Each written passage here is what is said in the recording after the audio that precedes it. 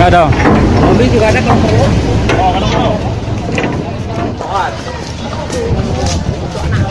Udah sampai ke Sabang guys.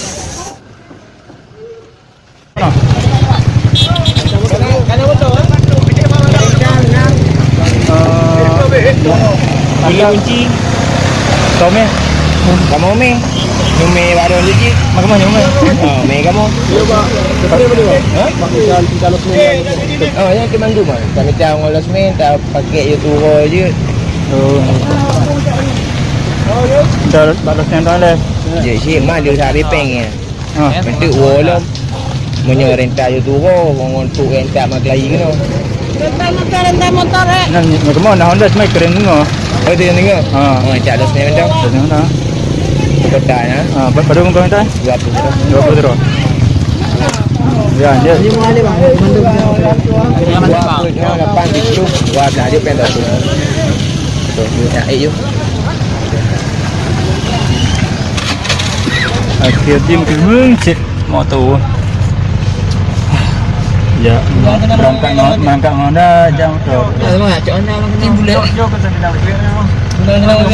Tahan nanti dong. Ya, lagi dah. Lagi dah. Aman di kota. Kota.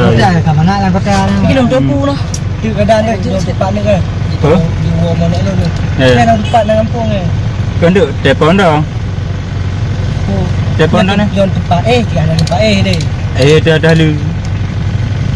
Itu semua ayo. Guna kemon aja. Telefon ni kan. Abang tinggal Honda ni je. Bapak. Kirim Honda tengah je. Honda lain. Oh. Lu kedelak guna. Anak bisa ada Honda ni. Anak tu ya tadi boleh bangkat. Tempat ni pegang cik dia awak lokal lah. Apa berangkat jam 4 juga. Mak pegang dia awaknya. Anak dia berapa? Anak dia ke? Tinggal lagi ni ya. Parah ni Honda mana ni?